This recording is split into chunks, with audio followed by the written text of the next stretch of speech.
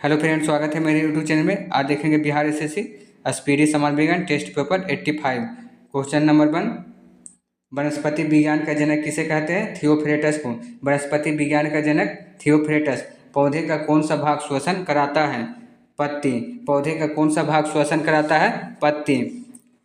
सिलकोना पौधे के किस भाग से कुनेन प्राप्त किया जाता है? तने की छाल से। सिलकोना पौधे के किस भाग से कुनेन प्राप्त किया जाता है? तने की छाल से। फार्न पौधा किससे संबंधित है?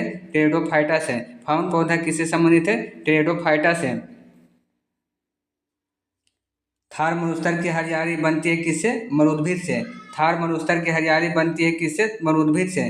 प्रकाश संश्लेषण तेज होता है लाल रंग के प्रकाश में।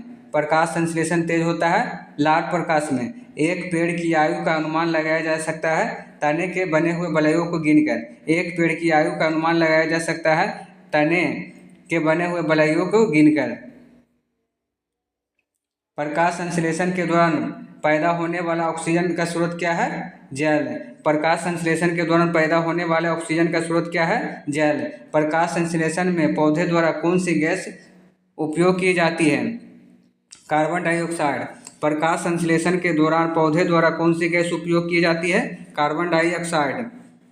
हरे फलों को कृत्रिम रूप से ढंग से पकाने हेतु प्रयुक्त कौन सा गैस है? Acetylene gas. हरे फले को कृत्रिम ढंग से पकाने हेतु प्रयुक्त कौन सा गैस है? Acetylene gas. पत्तियों का हरा रंग होता है क्योंकि इसमें किसकी उपस्थिति होती है? क्लोरोफिल की। पत्तियों का हरा रंग क्योंकि इसमें उपस्थित होता है क्लोरोफिल। पत्तियों के छिद्र जिनके द्वारा जल द्रव रूप में कभी कभी बाहर निकलता है उन्हें क्या कहते हैं? जलरंध्र। पत्तियों के छिद्र जिनके द्वारा जल द्रव रूप में कभी कभी बाहर निकलता है उन्हें क्या कहते हैं? जलरंध्र।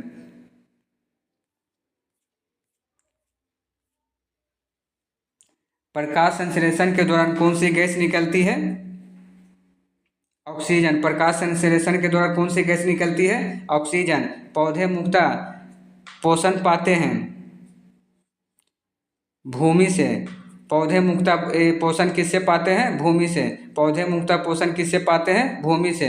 पौधे में खरे पानी में पैदा होते हैं उसे क्या कहते हैं? हेलोफाइट। पौधे जो खरे पानी में पैदा होते हैं उसे क्या कहते हैं? हेलोफाइट। प्याज का बदला हुआ रूप किसके कारण होता है? तने के कारण। प्याज का बदला हुआ रूप किसके कारण होता है? तने के कारण। पौधे के किस भाग से हल्दी प्राप्त किया जाता है? तने से। पौधे के किस भाग से हल्दी प्राप्त किया जाता है? तने से। आलू का बदला हुआ रूप किसके कारण होता है? तना से। आलू का बदला हुआ रूप किसके कारण होता है? तना से। किसके कारण फूलों में रंग होता है? एंथोसाइनिन के कारण। किसके कारण फूलों में रंग होता है? एंथोसाइनिन के कारण। किसके कारण फूलों में रंग होता है? एंथोसाइनिन के कारण। पौधे द्वारा नाइट्रोजन किस रूप में प्रयोग किया जाता है? नाइट्रेट के रूप में। पौधे द्वारा नाइट्रोजन किस रूप में प्रयोग किया जाता है? नाइट्रेट के रूप में। संसार का सबसे बड़ा फूल कौन सा है? रेफ्लेशिया। संसार का सबसे बड़ा फूल रेफ्लेशिया। पत्तियों में निम्न में से कौन सा तत्व पाया जाता है? मैग्नीशियम। पत्तियों में निम्न में से कौन सा तत्व पाया जाता है? मैग्नीशियम। पर्णहरित में पाया जाने वाला धातु कौन सा है? मैग्नीशियम। पर्णहरित में पाया जाने वाला धातु कौन सा है? मैग्नीशियम। निम्नलिखित में से वास्तविक फल कौन सा है? लीची। निम्नलिखित में से वास्तविक फल कौन सा है? लीची। फाइकोलॉजी में किसका अध्ययन किया जाता है? शैवाल का। फाइकोलॉजी में किसका अध्ययन किया जाता है? शैवाल का।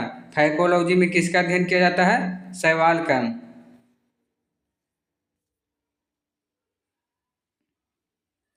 पुष्पों का अध्ययन क्या कहलाता है?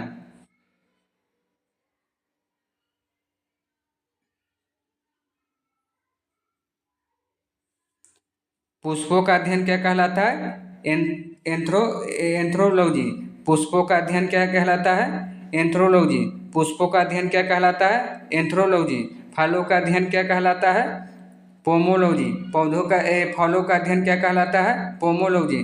वन अनुसंधान संस्थान स्थित कहाँ है? देहरादून में। वन अनुसंधान संस्थान स्थित है देहरादून में। हाइड्रोपोनिक्स संबंधित है किससे? मिट्टी के बिना पौधे में वृद्धि से। हाइड्रोपोनिक्स किससे संबंधित है? मिट्टी के बिना पौधे में वृद्धि से। प्रकाश संश्लेषण की क्रिया होती है क्लोरोप्लास्ट में। प्रकाश संश्लेषण की क्रिया किस में होती है? क्लोरोप्लास्ट में। प्रकाश संश्लेषण की क्रिया किस में होती है? क्लोरोप्लास्ट में। भारतीय वनस्पति सर्वेक्षण का मुख्यालय कहाँ स्थित है? कोलकाता। भारतीय वनस्पति सर्वेक्षण का मुख्यालय कहाँ स्थित है? कोलकाता। प्रकृति वरण सिद्धांत का प्रतिपादन किसने किया था? डार्विन ने।